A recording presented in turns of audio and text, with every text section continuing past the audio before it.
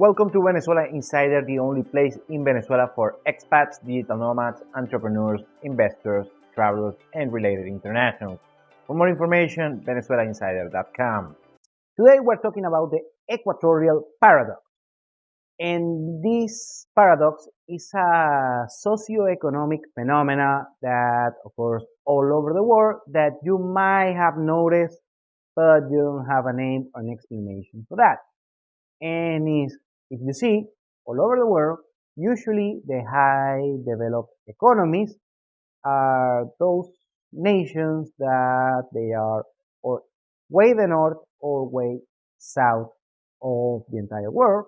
I'm talking US, Canada, Western Europe, and also on the south you might have Argentina and Chile, you might have South Africa or Australia and New Zealand, Japan, you might say. Well, yeah.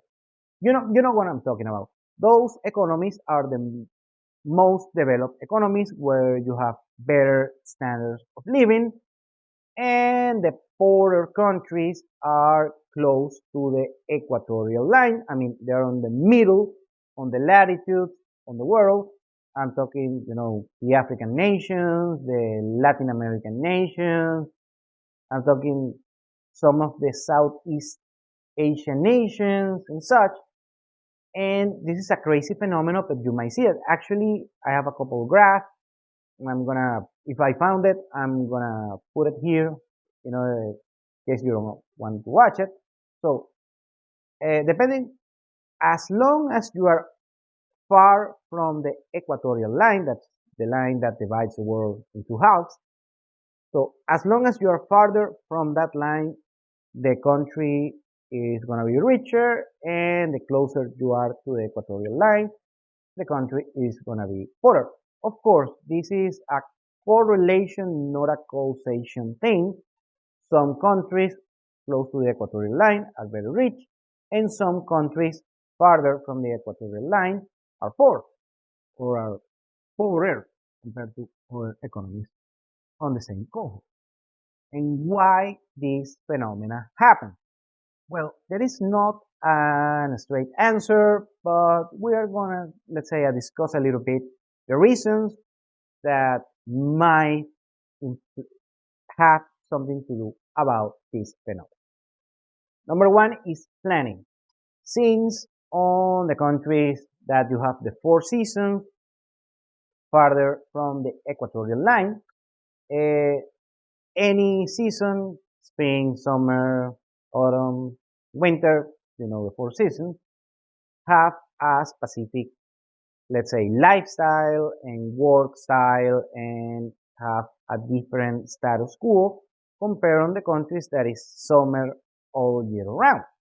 So what happens is the people that live on four seasons countries have to be aware planners on their time, or their business, or their agriculture activities, you name it, because goes way back. So the planning makes things more efficient, and when you are more efficient, of course, you're going to get a better economic output. And that's one of the reasons that maybe the countries on the north or way of the south of the equatorial line have better economic results than the people who live close to the equatorial line, because they don't have to plan for anything. They just, let's say, wing it and just go in life, just improvising without any planification whatsoever. Number two is resources. And the thing that you have is countries where you have the four seasons, you usually have better opportunities in order to do agriculture, unlike the places close to the equatorial line, because you need basically a sweet spot regarding temperature in order to make the crops, in order to make agriculture of course, any given food item, any given crop is different, depends the location, the temperature and such, and the soil. But however, usually countries that are cold but not that cold have better lands in order to do agriculture. And in countries that are too hot, there are the countries close to the equatorial line, what you have is that you don't get that much opportunity to get very good quality crops regarding agriculture. So that's one of the reasons, speculations that we have in that northern, countries farther from the equatorial line are richer.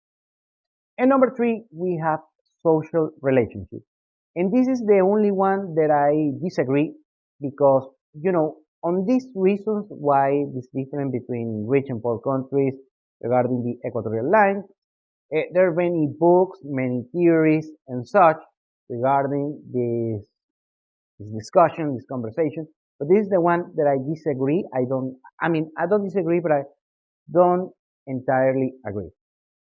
Because what the theory says is on social relationships regarding the location on the equatorial line is that on countries farther from the equatorial line, they have 4 seasons, they have winter, long winters, is that on winter, usually people are stuck together, families or businesses or workplaces and such, so they have to be together all the time, especially on winter time, and they learn to get along better.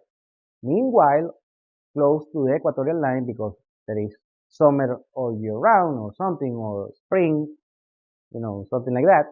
Well, there is no cold, there is no a harsh climatic situation. People just doesn't need to get along between themselves, and they can just, if they get mad with someone, just, hey, piss off, I'm gonna go to someplace else very freely.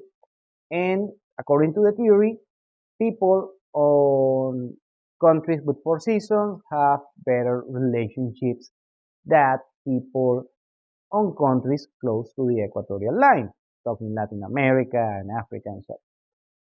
Well, I don't see that on real life, and I'm sorry because I see the people, for instance, in Latin America, get along way better, have better bonds, better family relationships.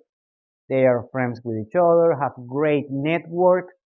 Meanwhile, on these 4 season countries like the US and Canada, basically they have 2 or 3 friends. If so, sometimes they don't even have friends and they have just a couple of family ties and that's it. I believe, and I'm not disregarding the 4 season countries like the US, Canada, and Western Europe, but in Latin America, people have better personal relationships. I have to say this. We have a lot of social issues here in Latin America, and especially in Venezuela. But however, we are better cultivating personal relationships, and that's just a take that I wanted to throw on. This is a very, tricky situation to talk about. It's not, it's not set in stone, and I want to discuss it with you guys just for fun, just for sheer curiosity. So if you have any thoughts on this regard, please leave it on the comments below. Thank you for watching Venezuela Insider. Please like, share, and subscribe.